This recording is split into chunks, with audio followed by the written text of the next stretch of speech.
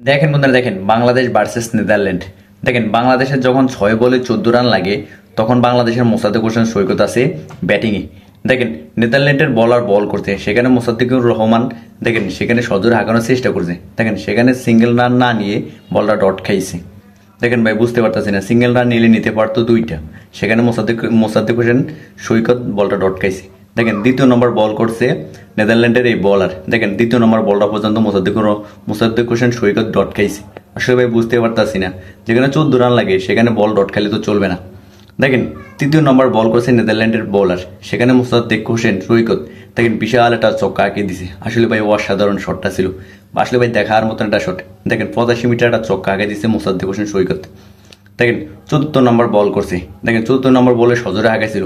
দেখেন সেখানে ক্যাচ উঠে গেছে, ক্যাচটা সাইরা দিছে, সেখানে মোসাদ্দেক হোসেন সৈকত 2টা রান নিয়ে জায়গা পরিবর্তন করছে। দেখেন পঞ্চম নম্বর বল করছে, দেখেন পঞ্চম নম্বর বল সজোরে হাঁকানোর চেষ্টা করছিল। দেখেন সেখানে মোসাদ্দেক হোসেন সৈকত বলটা ডট খাইছে। আসলে ভাই বুঝতে পারতাছি না, দেখেন 1 বলে লাগে 6 রান। দেখেন লাস্ট বল করছে, দেখেন মোসাদ্দেক হোসেন সৈকত সেখানে সজোরে হাঁকাইছিল, কিন্তু 1 রান 2 রানের জন্য জায়গাটা পরিবর্তন করছে।